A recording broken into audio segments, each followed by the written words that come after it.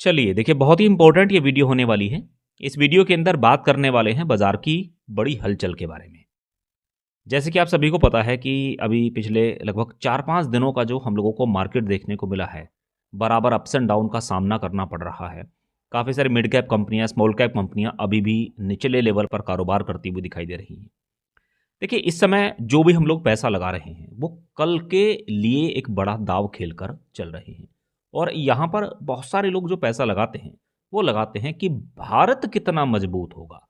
तो यहाँ पर उसी से रिलेटेड एक आर्टिकल पब्लिश हुआ है और ये जो आर्टिकल है, ये जीडीपी की ग्रोथ से संबंधित है।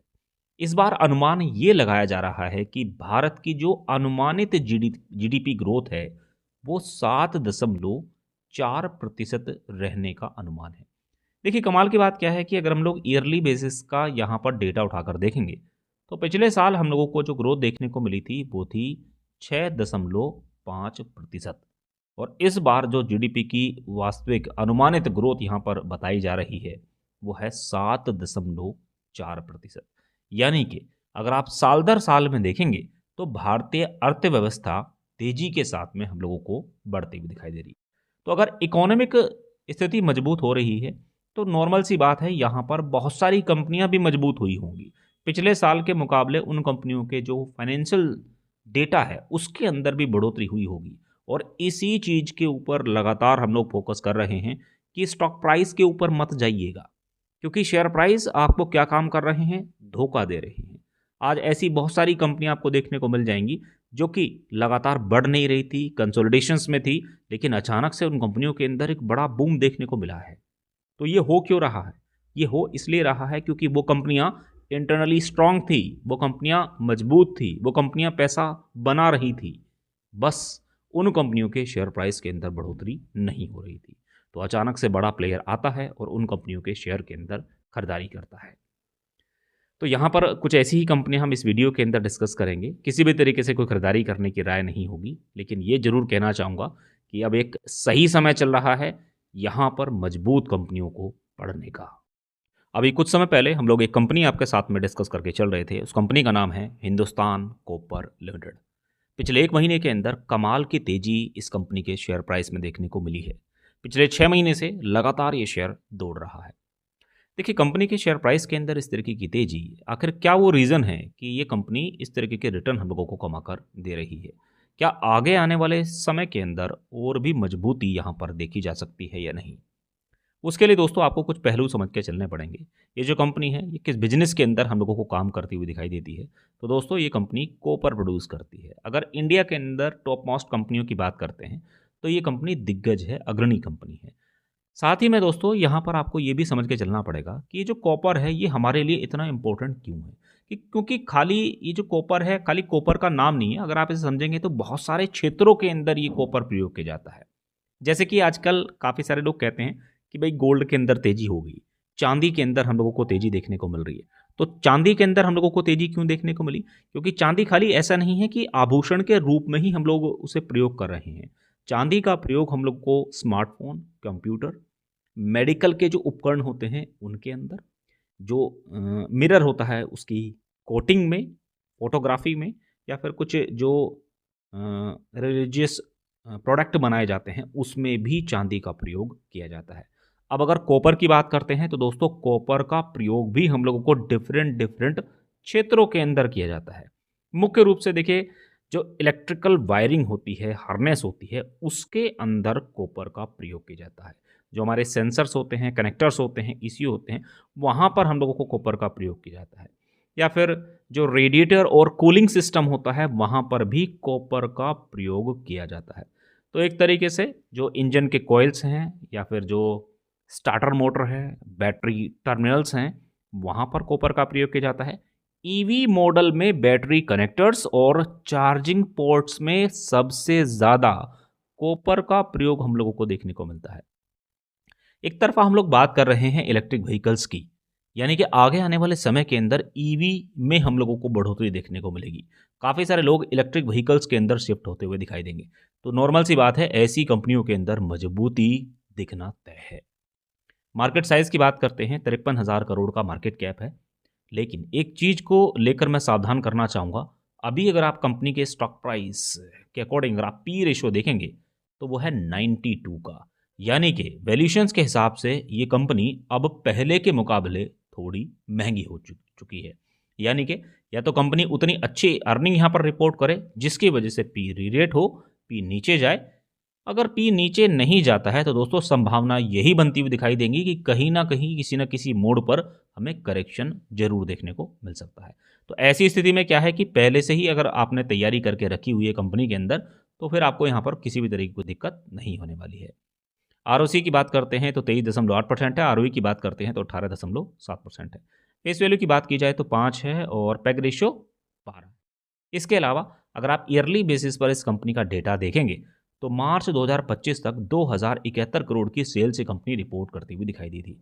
इससे पहले 1717 करोड़ की सेल्स 2024 के अंदर इस कंपनी ने रिपोर्ट की। 2023 में ये कंपनी 1677 करोड़ की सेल्स रिपोर्ट करती हुई दिखाई दी थी। और अगर थोड़ा सा पास्ट में जाते हैं तो कुछ अप्स एंड डाउन भी यहाँ पर देखने को मिले हैं। इससे पहले कुछ ज़्यादा सेल्स थी, लेकिन फिलहाल की डेट में क्यों आखिरकार इस कंपनी के स्टॉक प्राइस के अंदर तेजी हो रही है, उसके पीछे एकमात्र रीज़न है इलेक्ट्रिक व्हीकल्स। और जिस तरीके से इसमें आपको ग्रोथ देखने को मिली है तो इस सेगमेंट के अंदर इस क्षेत्र में भी आपको बढ़ोतरी देखने को मिल रही है। कंपनी इस समय 36% के 38% के मार्जिन रिपोर्ट करती हुई दिखाई दे रही है। मुनाफा लगातार बढ़ता हुआ दिखाई दे रहा है। 295 करोड़ इससे पहले, 469 करोड़ रिसेंटली देखने को मिल रहा है। कमाल की बात यह होगी कि अगर इस बार भी कंपनी शानदार रिपोर्ट यहाँ पर पेश करती है तो नॉर्मल सी बात है वो कहीं ना कहीं बड़े प्लेयर्स को स्टॉक प्राइस या फिर स्टॉक को खरीदने के लिए जरूर लुभाएगी। बैलेंस शीट की बात करते हैं। कंपनी के पास में 484 करोड़ का शेयर कैपिटल है, 2504 करोड़ का रिजर्व्स है। डेट बर्डन की बात करते हैं तो 142 करोड़ है, ये भी रिड्यूस हो रहा है। इसके अलावा कंपनी के पास में 3863 करोड़ के टोटल एसेट भी यहाँ पर देखने को मिल रहे हैं। रही बात निवेशकों की तो कंपनी के अंदर प्रमोटर्स की जो हिस्सेदारी है वो है 66.14%। एफआईएस के पास में 5% की हिस्सेदारी है, डीआईएस के पास में 6% की हिस्सेदारी है। इसके अलावा पब्लिक की जो होल्डिंग है वो है 22.79%। तो ये कंपनी पढ़ने लायक है और कंपनी का डेटा भी लॉन्ग टर्म के हिसाब से हम लोगों को अट्रैक्ट कर रहा है। इसके बाद में जो अगली कंपनी है वो है टाटा टेक्नोलॉजी लिमिटेड। देखिए यहाँ पर भी काफ़ी सारे लोग फंसे हुए हैं, लेकिन पिछले कुछ दिनों से इस कंपनी के अंदर बड़ी हलचल देखी गई है। स्टॉक प्राइस तो खैर निचले लेवल से रिकवर कर ही रहा है, धीरे धीरे करके मोमेंटम बनता है। जब से इस कंपनी का आईपीओ आया था तो शुरुआती दौर में तो काफ़ी सारे लोगों को बड़ा पैसा इस कंपनी के अंदर मिल चुका था, लेकिन उसके बाद लगातार बड़ी गिरावट हुई है। और बहुत सारी कंपनियां दोस्तों आपने ऐसी देखी होंगी कि शुरुआत में बड़ा पैसा बनाकर दे देती हैं, लेकिन उसके बाद एक बड़ी करेक्शन होती है, गिरावट होती है, और उसके बाद में एक बड़ा बुल रन भी देखा जाता है। तो क्या उस बड़े बुल रन के लिए कंपनी तैयार होगी, वो बताएगा इस कंपनी का डेटा। ये जो कंपनी है ये 1994 में एस्टैब्लिश हुई थी, तब से लेकर आज तक ये कंपनी अपनी सेवाएं हम लोगों को दे रही है। दो क्षेत्रों के अंदर ये कंपनी हम लोगों को काम करती हुई दिखाई देती है। पहला है इंजीनियरिंग। इंजीनियरिंग क्या होता है? देखिए, इंजीनियरिंग का मतलब यह है कि किसी भी चीज को बनाना, ठीक है। दूसरा है डिजिटल सर्विसेज, यानी कि ये कंपनी डिजिटलाइजेशन, यानी कि ये कंपनी हम लोगों को उससे रिलेटेड सर्विसेज भी यहां पर प्रोवाइड करा रही है। अब ये जो कंपनी है ये automobile, aerospace, heavy machinery, EV के क्षेत्र में हम लोगों को काम करती हुई दिखाई देती है। यहाँ पर इस कंपनी ने product design, development, digital transformation, EV conversion में मदद भी की है। टाटा मोटर्स के लिए ये कंपनी काम करती है और टियागो ईवी का नाम आपने सुना होगा, या फिर जो टाइगोर ईवी है, वो जो प्रोजेक्ट हैं वो इसी कंपनी ने तैयार किए हैं। तो मुख्य रूप से ये कंपनी ईवी, एसडीवी यानी कि electric vehicle design, battery integration में हम लोगों को काम करती हुई दिखाई देती है। एरोस्पेस के अंदर एयरफ्रेम, कैबिन इंटीरियर्स, मैन्युफैक्चरिंग के अंदर ये कंपनी डिजिटल ट्विन, इंडस्ट्री 4.0 में काम करती हुई दिखाई देती है।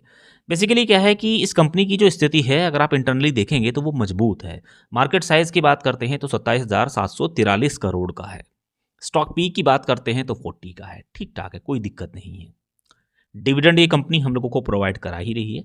आरओसी 25% है, आरओई की बात करते हैं तो 19% है। फेस वैल्यू 2 है, स्टॉक स्प्लिट इस कंपनी के अंदर मिल सकता है। बाकी अगर डेटा की बात करते हैं तो ये कंपनी ईयरली बेसिस पर 2025 में 5,168 करोड़ की सेल्स भी रिपोर्ट करती हुई दिखाई दी थी। 2024 के अंदर इस कंपनी ने 5,117 करोड़ की सेल्स रिपोर्ट की थी, 4,414 करोड़ की 3,530 करोड़ की 2022 में कंपनी सेल्स रिपोर्ट करती हुई दिखाई दी थी। रिसेंटली कंपनी 18% के मार्जिन रिपोर्ट कर रही है।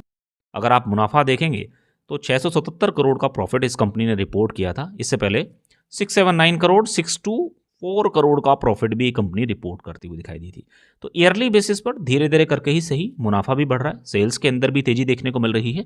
रही बात कंपनी की बैलेंस शीट की, तो ये भी इंटरेस्टिंग ही है। कंपनी के पास में आज की डेट में 3,485 करोड़ के रिजर्व्स भी दिखाई देते हैं। डेट बर्डन की बात करते हैं तो केवल 247 करोड़ का डेट है, जो कि कंपनी आसानी से मैनेज भी कर सकती है। इसके अलावा कंपनी के पास में 7,159 करोड़ के टोटल एसेट भी दिखाई देते हैं। रही बात निवेशकों की, तो कंपनी के अंदर जो प्रमोटर्स की हिस्सेदारी है वो है 55% से ऊपर।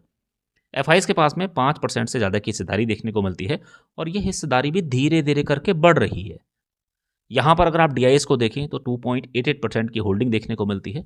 कुछ क्वार्टरली बेसिस पर कम हुई है। बाकी अगर आप पब्लिक की हिस्सेदारी देखें तो यहाँ पर हल्की फुल्की तेजी देखने को मिल रही है। तो ओवरऑल डेटा ठीक ठाक है। कंपनी के अंदर इंटरनली चीज़ें बदल रही हैं। ईवी के ऊपर हम लोग धीरे धीरे करके शिफ्ट हो रहे हैं। दोनों ही जो कंपनियां मैंने बताई हैं, यहाँ पर ईवी का एक बड़ा योगदान दिखाई देता है। दोस्तों, उम्मीद करेंगे कि ये पूरी जानकारी आपको अच्छी लगी होगी। चैनल पर पहली बार आए हैं तो सब्सक्राइब करके रख सकते हैं, साथ में बेल आइकन जरूर हिट कर लीजिएगा। Thank you so much for watching.